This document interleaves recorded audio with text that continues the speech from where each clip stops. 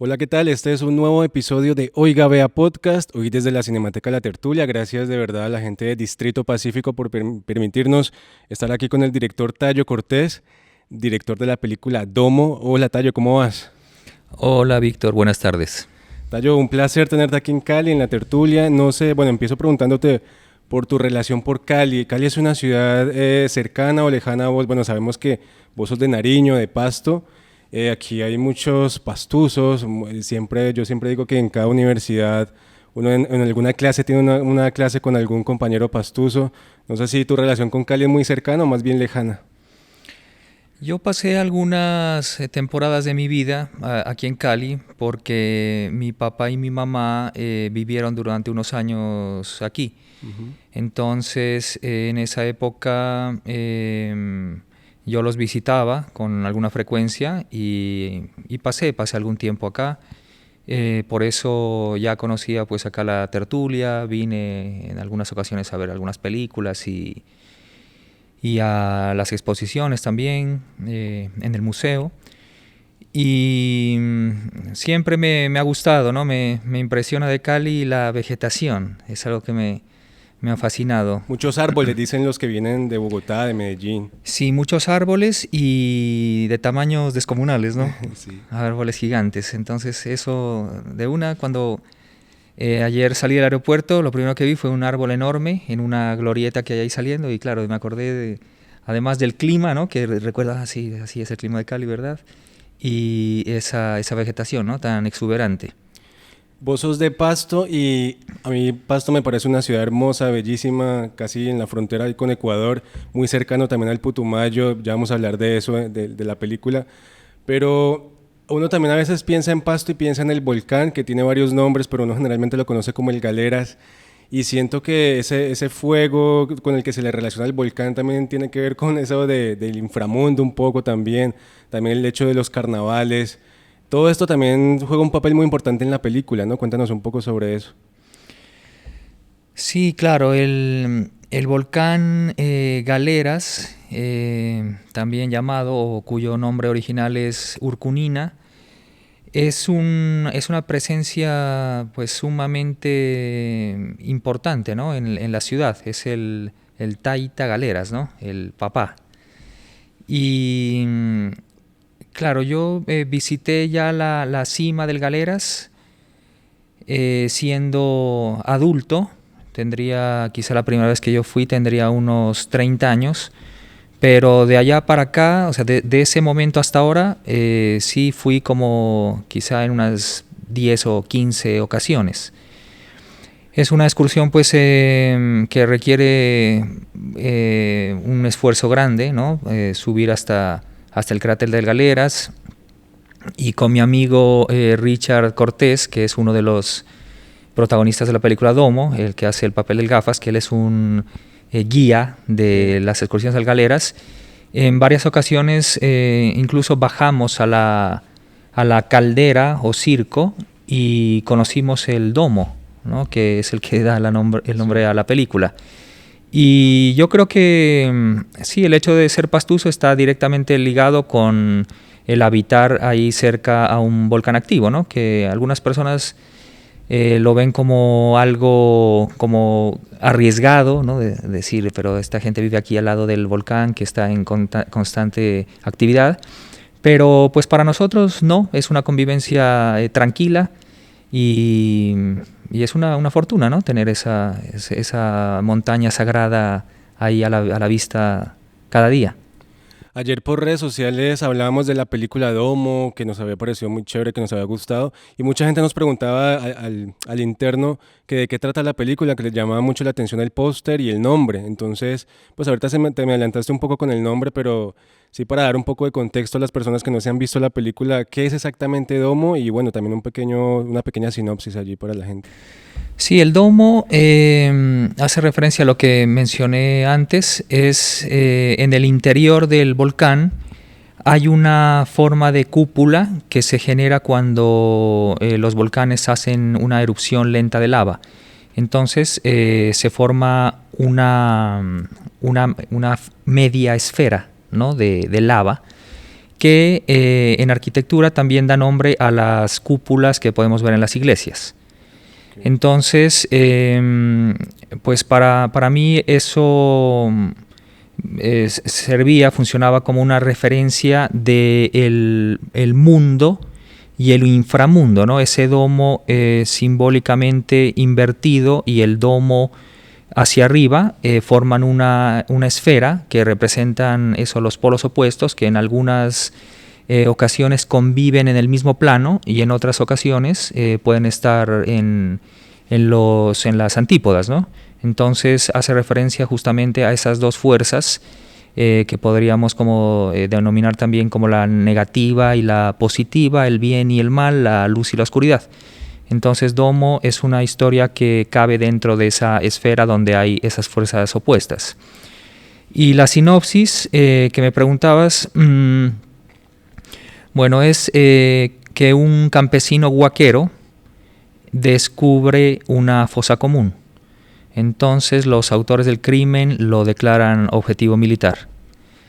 El profesor Héctor López, profesor de botánica, pierde a su hija, que es raptada por una organización secreta. Busca ayuda en la policía, pero al percibir que las cosas no están yendo por buen camino, decide buscar ayuda en un chamán del Amazonas para que por medio de la medicina visionaria ayahuasca trate de ayudarle a encontrarla. Entonces es el enfrentamiento de estas fuerzas del bien y del mal, no físicamente, sino en el plano espiritual. La ayahuasca es una planta medicinal del Amazonas, muy conocida en Bolivia, en Perú, en Ecuador, por supuesto en Colombia. No sé si es lo mismo que el yagé, aquí en Cali hablan mucho del yagé, creo que es como parecido, tal vez pueda cambiar algo el ritual, pero no sé si de pronto vos has tenido la oportunidad de experimentar algo con la ayahuasca y cómo fue esa experiencia. Es lo mismo, ¿no? El yagé y la ayahuasca es lo mismo. Tiene otros muchos nombres de acuerdo a las culturas y a las lenguas, claro. Tiene otros nombres diferentes, pero es la misma medicina que es la suma de dos plantas, realmente, ¿no? La planta que produce la sanación del cuerpo por medio de la purga, y la otra planta que genera la clarividencia de la mente, ¿no? Las visiones.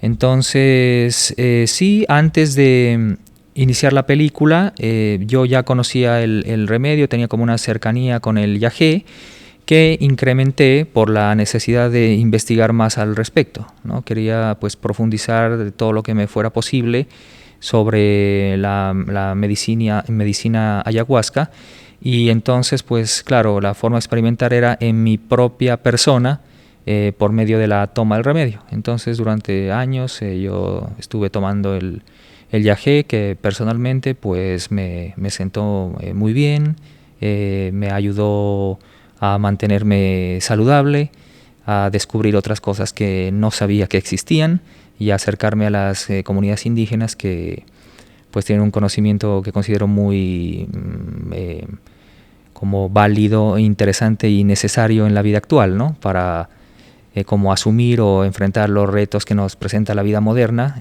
Muchas veces pues esas tradiciones tienen la respuesta a muchos de los problemas de la actualidad. Ayer mencionaste algo clave y es que la ayahuasca o sea, se dice que ayuda a ver el pasado y el futuro muy bien, ¿no? Y esto está muy claro en la película. Y me remito también a una entrevista que le hicimos en estos días al director de la película, Cristina, ahorita se me escapa el apellido, pero él nos decía que hubo una polémica con su película porque es un director hombre haciendo de una protagonista mujer. Entonces, pues ha habido una discusión alrededor del mundo de si está bien que un hombre dirija películas sobre mujeres, y pues están también ejemplos de Almodóvar, que hace mucho este tipo de películas. Y él me decía que en Cartagena pues le hicieron como ese comentario, entonces como que hay como esa discusión. También obviamente ha pasado con comunidades, cuando se hacen películas de comunidades. Y me da la impresión que tu película es muy respetuosa de eso, ¿no? Como que... Mejor dicho, quisiera que nos contaras cómo fue ese acercamiento a la comunidad, en este caso del Putumayo, y y cómo le explicaste que querías hacer una película y que eso de pronto iba a ayudar a la cultura de ellos? ¿Cómo fue ese proceso? Sí, la relación mía con el Putumayo es de larga data, ¿no? Desde mi abuelo, él ya tuvo una relación muy cercana con las comunidades indígenas del Putumayo. Él fue abogado y la tesis de graduación de la carrera de Derecho la hizo sobre el derecho indígena. Entonces él ya tenía una amistad sólida con algunas personas que la mayoría ya no existen, no, pero los descendientes de ellos sí. Y yo en la casa, sobre todo de mis abuelos, siempre vi a los compañeros del Putumayo, los amigos que venían de visita por diversas razones. Entonces yo estuve familiarizado desde mi infancia, ¿no? con los nativos del Putumayo. Y después ya, pues en mi edad adulta, sentí interés por ir a conocer esos lugares que mi abuelo, sobre los cuales mi abuelo me había comentado. Y pues el primer acercamiento fue ir a ver las cosas, pues por supuesto como un extranjero, con el respeto que merece cualquier lugar cuando uno viene de otra parte, ¿no? Observando las cosas, pidiendo permiso hasta para preguntar, ¿no? Uh-huh. Y primero sin cámara, claro, no me parecía como muy lógico llegar yo el primer día o el tercer día y vengo a tomar las imágenes, no es como la forma de trabajar mía, ¿no? Entonces mucho tiempo yo fui solamente a conversar, a ver, para saber si realmente yo quería, me interesaba, podía y ellos me autorizaban. Y después de largo tiempo empecé a hacer también algunas imágenes con cámara de video primero, y después poco a poco, cuando ya consideré que tenía pues la información suficiente para iniciar la filmación, pues comenzamos filmando los rituales, que yo les había explicado pues cuál era mi punto de vista. También hay una cercanía entre la cámara y los elementos rituales que ellos utilizan, que son los cristales, ¿no? Los cristales de las ópticas.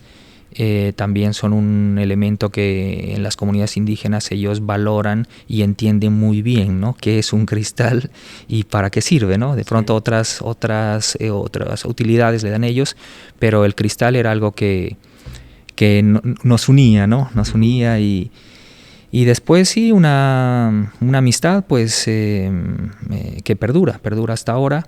Y pues considero que un proyecto, como usted dice, pues respetuoso y sólido en ese sentido.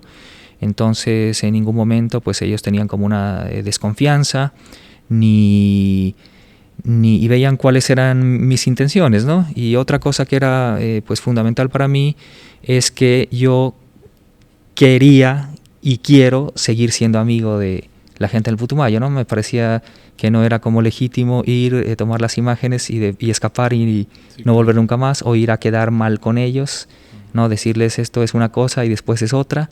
Entonces, pues eso no ocurrió.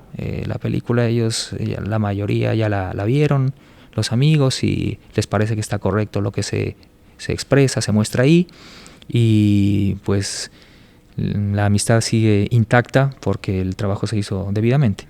Que además hemos entendido que la película ha sido muy exitosa en Nariño y en otros lugares. Ya vamos a ampliar un poco sobre eso, porque antes quisiera preguntarte por la fotografía, que me parece uno de los grandes aciertos que tiene esta película. Es impecable. Tal vez podríamos decir que la película tal vez tiene un tono de misterio, y ese tono se ve reflejado también en la fotografía. Yo incluso recordaba tal vez las películas que hicieron el grupo de Cali, Mayolo y Ospina en los 80, esto que llamaron gótico tropical, por esto de mezclar las leyendas urbanas o la mitología con problemáticas históricas, sociales, y esa combinación, y obviamente aplicando el gótico inglés a la geografía pues caleña.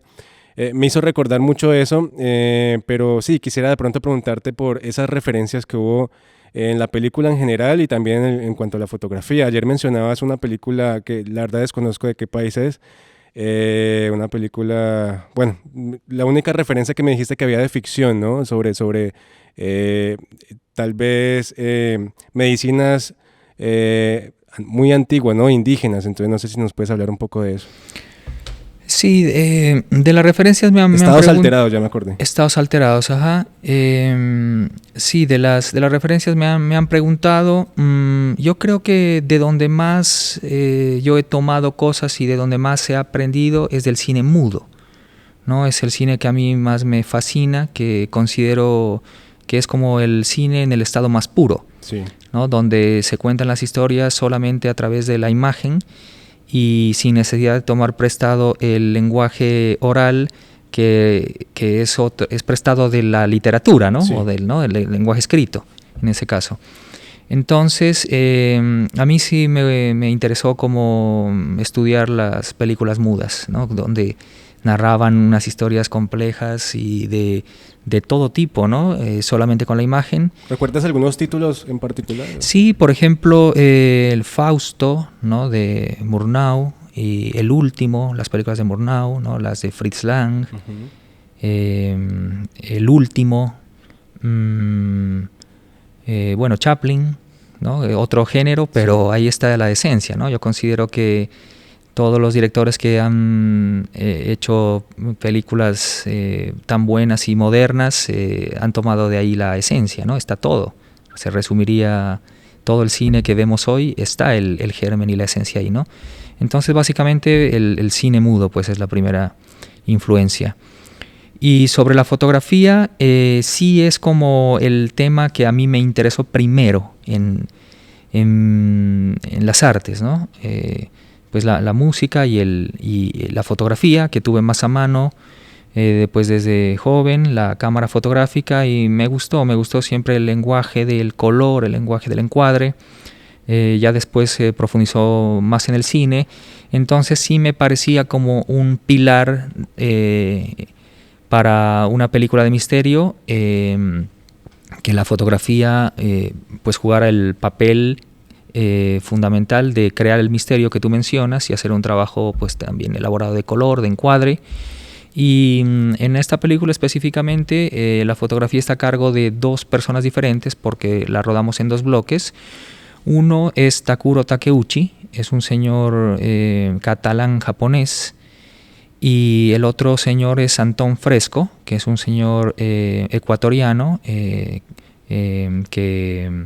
se educó también, aprendió el cine en los Estados Unidos, ¿no? En España y en Estados Unidos. Entonces, pues tienen como una visión pues que a mí me gustó y trabajamos durante largo tiempo, ¿no? Con referencias de imagen de la pintura,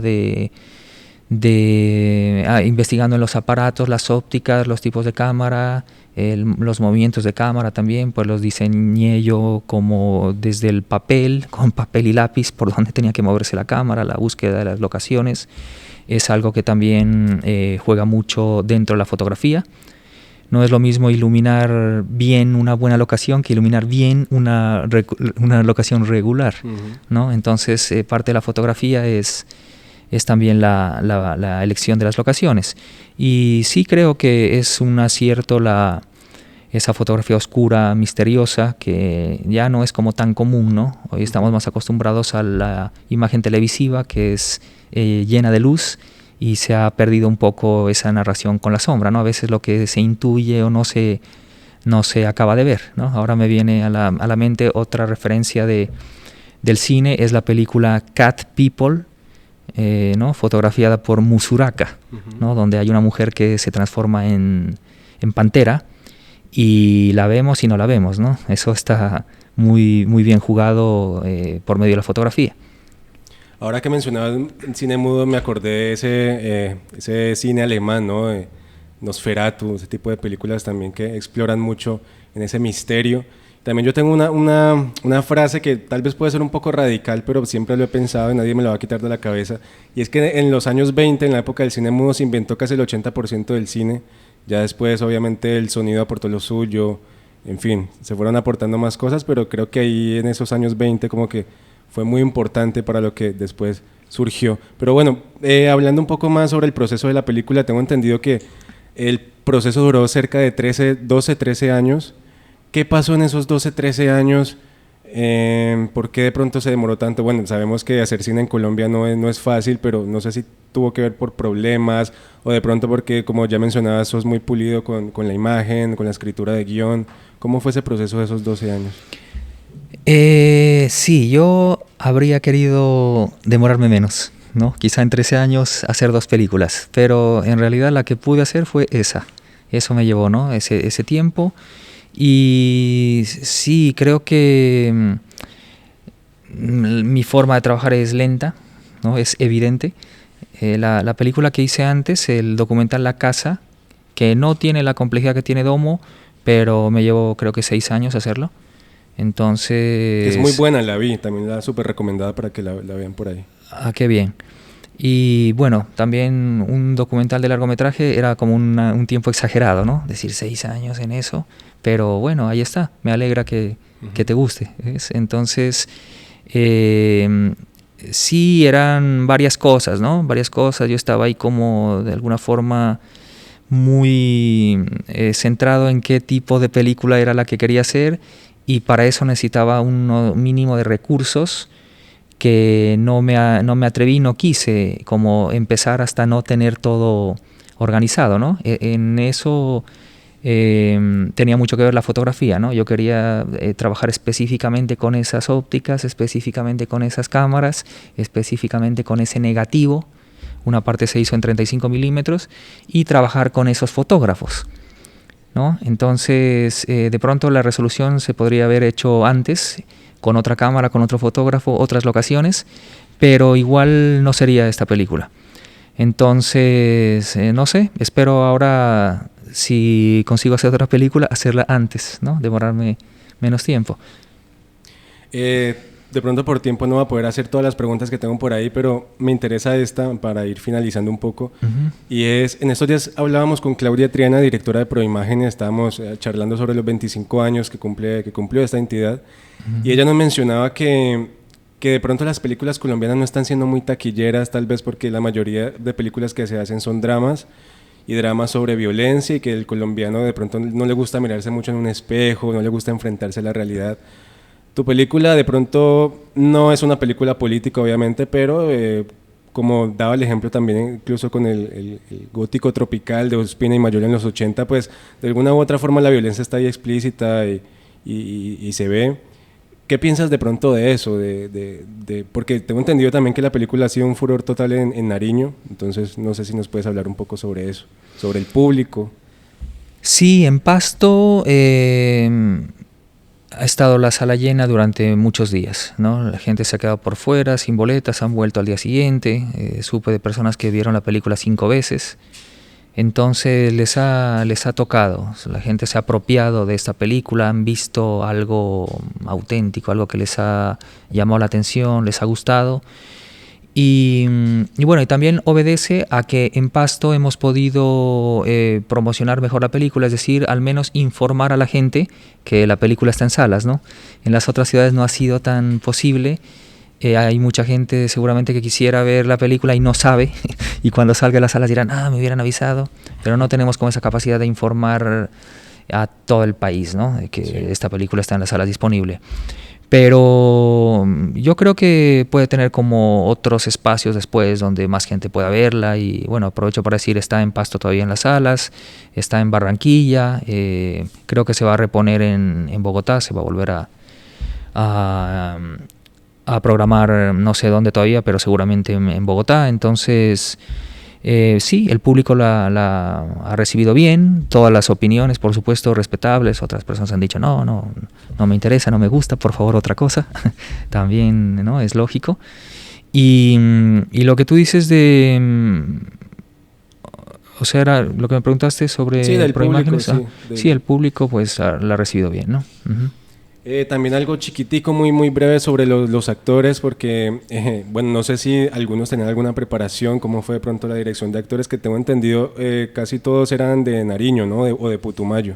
Entonces también chévere hablar sobre eso y sobre los escenarios que, bueno, vemos que grabaron en el Volcán, también en zonas muy emblemáticas de Nariño y de Putumayo, donde sí, creo nunca se había filmado, ¿no?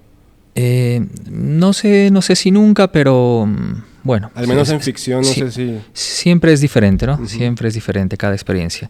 Entonces, los actores son una mezcla de actores naturales, actores profesionales y actores con alguna experiencia, sobre todo en el teatro. Entonces, entre los actores profesionales, pues destaco al señor Christoph Baumann, que hace el papel de Mr. Koch, que es un actor pues muy importante del cine alemán, del cine ecuatoriano, y ha rodado películas también en otros países, ¿no? Entonces él era como el puntal ahí fuerte de los actores profesionales, ¿no? Él se encargó de hacer un entrenamiento con los actores, con quienes no habían actuado nunca. Hicimos unos talleres de actuación.